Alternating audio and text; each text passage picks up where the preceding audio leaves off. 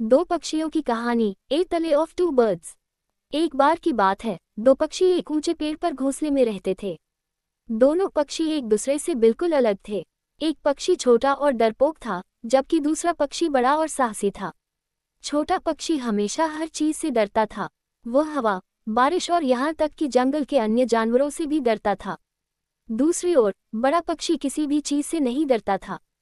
तूफान आने पर भी यह आसमान में ऊंची उड़ान भरते था। अचानक एक दिन जंगल में तूफान आया। बहुत तेज हवा चल रही थी और बारिश भी हो रही थी। छोटा पक्षी बहुत भयभीत था। वह घोंसले के एक कोने में डरकर बैठ गया, हिलने डुलने से बहुत डरता था। दूसरी ओर बड़ा पक्षी डरा नहीं था। वह घोंसले से बाहर उड़ गया और तूफान में चला गया। बड़ा पक्षी हवा पर सवार होकर आकाश में ऊंचा उड़ गया। ये बहुत ही खुश था। बड़े पक्षी ने कभी इतना स्वतंत्र महसूस नहीं किया था। थोड़ी देर बाद तूफान थम गया। बड़ा पक्षी वापस घोंसले में लौटकर आया और छोटे पक्षी को अपने साहसिक कार्य के बारे में बताया। छोटा पक्षी चकित रह गया।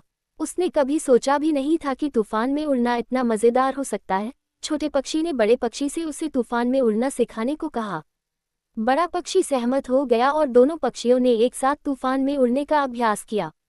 आखिरकार छोटी चिड़िया के अंदर जो डर था, वो साहस में बदल गया। तूफान आने पर भी यह आसमान में ऊंची उड़ान भर सकता था। छोटा पक्षी तूफान में उड़ना सिखाने के लिए बड़े पक्षी का बहुत आभारी था। दोनों पक्षी एक साथ घोंसले में रहते रहे।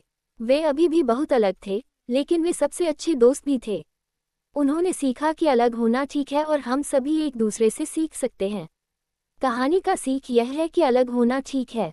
हम सभी को इस बात पर गर्व होना चाहिए कि हम कौन हैं, और हमें दूसरों में अंतर की सराहना करना सीखना चाहिए। हम सभी एक दूसरे से सीख सकते हैं और हम सभी दोस्त बन सकते हैं, भले ही हम अलग अलग हों।